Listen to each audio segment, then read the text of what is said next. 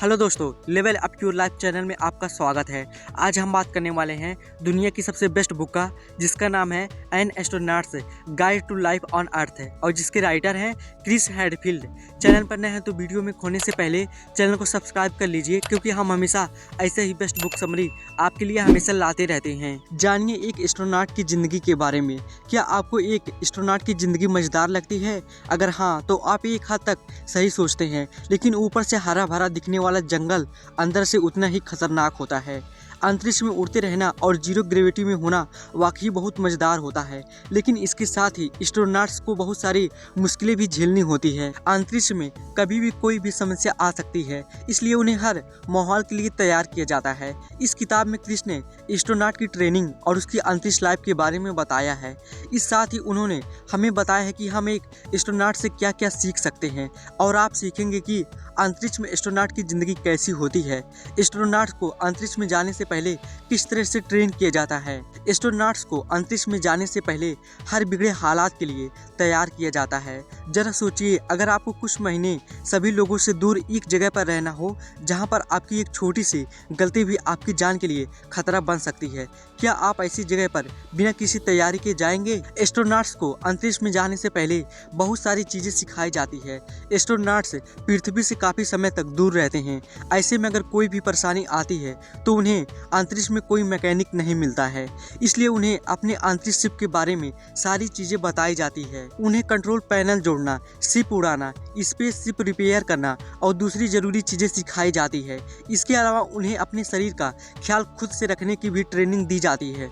उन्हें थोड़ी बहुत सर्जरी करना और दवाइयों के बारे में बताया जाता है, जिससे वे खुद अपना इलाज कर सकें। अंतरिक्ष में कभी भी कुछ भी हो सकता है, जैसे कोई गैस लीक हो सकती है या फिर आग लग सकती है। सन 1997 में रशियन अंतरिक्ष स्टेशन मिर में एक ऑक्सीजन कनस्तर की वजह से आग लग गई थी। एस्ट्रोनॉट्स ने गीले टॉवेल्स का इस्तेमाल कर उस पर काबू पाया। अंतरिक्ष में जाने से पहले एस्ट्रोनॉट्स को महीनों तक ट्रेनिंग दी जाती है और मिशन पर भेजने से 2-4 महीने तक उनको खास ट्रेनिंग दी जाती है। जिंदा रहने के लिए तैयार करना बहुत ज़रूरी है। जैसा कि कहा गया कि एस्ट्रोनॉट्स को हर माहौल के लिए तैयार किया जाता है। उन्हें अनजान परेशानियों से निपटना सिखाया जाता है। उन्हें ट्रेनिंग देने वाले उनके लिए नई नई परेशानियां ढूंढ कर लाते हैं और उन्हें उससे निकलना सिखाते हैं। अंतरिक्ष में जाने से पहले एक एस्ट्रोनॉट को बहुत सारी किताबें और बहुत सारी ट्रेनिंग करनी पड़ती है। जान का खतरा आने पर अक्सर हम अपना मानसिक संतुलन खो देते हैं। ऐसे में हमारी सोचने की क्षमता कम हो जाती है और मरने के चांसेस ज़्यादा हो जाते हैं। एस्ट्रोनॉट्स को शांति से हर समस्या से निपटना सिखाया जाता है। ये ट्रेनिंग उन्हें सिर्फ अंतरिक्ष में ही नहीं, पृथ्वी पर भी काफ़ी काम आती है। मान लीजिए आपकी गाड़ी किसी ऐसी जगह बिगड़ जाए जहां दूर दूर तक कोई मैकेनिक ना हो, तो आप क्या करेंगे?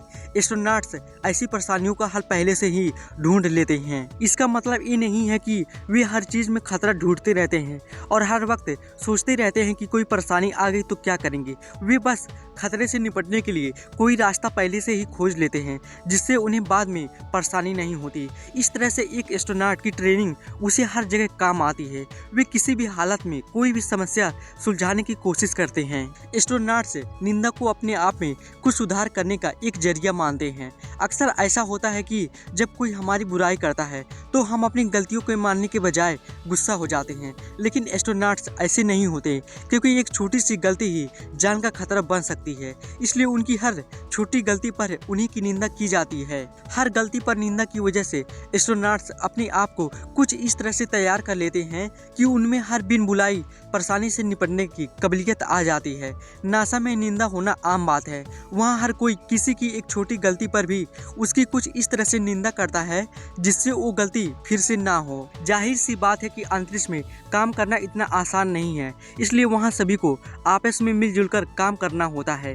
कोई भी परेशानी आने पर सभी लोग मिलकर उसे सुलझाने की कोशिश करते हैं।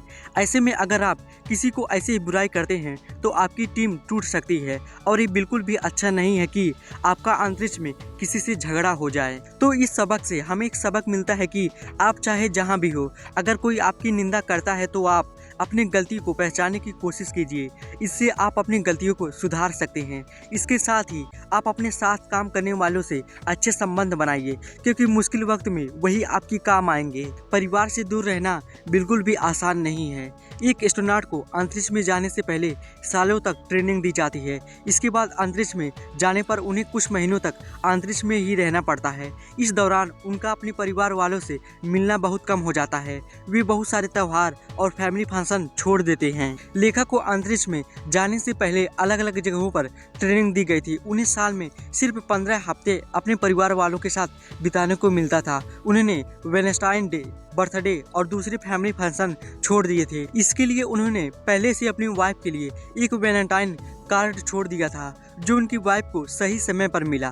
साथ ही उनके बेटे के 16वें बर्थडे के लिए उन्होंने एक कार्ड छोड़ दिया था, जो उसे उसके बर्थडे के दिन मिला। एस्ट्रोनॉट्स के अलावा बहुत सारे ऐसे लोग हैं जिनके पास ऐसी नौकरियां हैं जिसमें उन्हें अपने परिवार वालों से दूर रहना होता है, जैसे कि सेना के जवान। वे लोग भी इसी तरह अपने परिवार वालों के लिए पहले से ही कुछ इंतजाम कर सकते हैं, जिससे उनके न होने पर भी उनके परिवार को उनकी कमी महसूस न हो। अंतरिक्ष की जिंदगी इतनी भी आसान नहीं है। आइए देखें कि एक एस्ट्रोनॉट अंतरिक्ष में कैसे रहते हैं और कैसे अपना दिन बिताते हैं।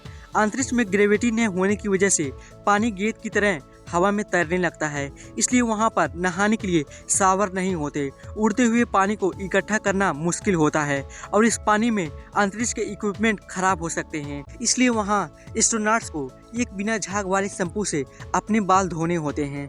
एस्ट्रोनॉट्स को रोज 1 से 2 घंटे एक्सरसाइज करनी होती है।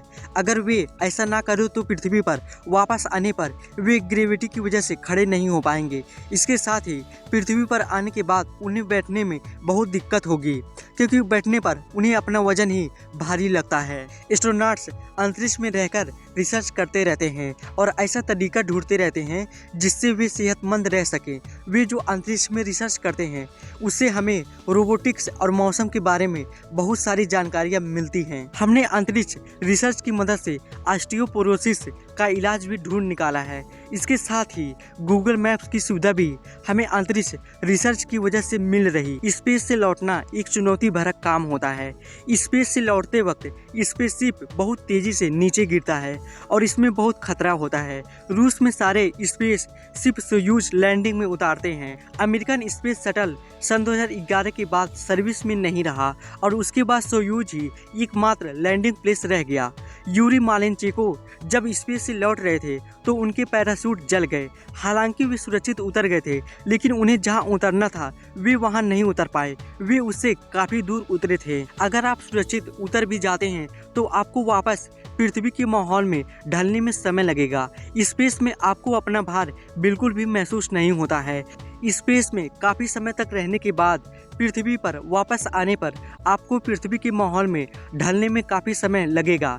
पृथ्वी पर वापस आने के बाद एस्ट्रोनॉट्स को पृथ्वी हरी भरी लगने लगती है। ऐसा नहीं है कि वापस आने पर उन्हें यहाँ की दुनिया बोरिंग लगने लगती है, क्योंकि वे काफी समय तक स्पेस में रहे हैं। पृथ्वी पर वापस आने के बाद उनमें बहुत से बदलाव आते हैं। वे पृथ्वी को एक नए नजरिए से देखने लगते हैं। निष्कर्ष, स्पेस में रहना मजेदार तो है, लेकिन इसमें उतने ही खतरे भी छुपे हुए होते हैं। स्पेस में कभी भी कोई भी बिन बुलाई परेशानी आ सकती है, इसलिए एस्ट्रोनॉट्स को हर माहौल के लिए तैयार रहना पड़ता है। उन्हें हर समस्या से लड़ने की ट्रेनिंग दी जाती है। एस्ट्रोनॉट्स निंदा को एक अलग नज़रिए से देखते हैं। निंदा से ही वे अपने आप में सुधार करते हैं। स्पेस से लौटने के बाद वे पृथ्वी को एक नए नज़रिए से देखते हैं। उस समय के लिए प्लान कीजिए जब आप दूर होंगे। अक्सर ऐसा होता है कि हम कुछ खास मौक़ों पर अपने परिवार वालों से दूर रहते हैं। आप इस माहौल के लिए पहले से ही कुछ तैयारियां कर लीजिए। आप परिवार वालों के लिए गिफ्ट और कार्ड्स का इंतजाम पहले से ही कर दीजिए, जिससे वो सब उन्हें समय पर मिल जाए। ऐसा करने पर उन्हें आपकी कमी कभी महसूस नहीं होगी। तो दोस्तों, उम्मीद करता हूँ इस an astronaut's guide to life on Earth book summary से आपको जरूर कुछ न कुछ सीखने को मिला होगा। आपको यह बुक समरी कैसी लगी हमें कमेंट में लिख के बता सकते हैं। और इसके बाद मिलते हैं नेक्स्ट वीडियो में एक और बेस्ट बुक समरी के साथ। Thank you so much.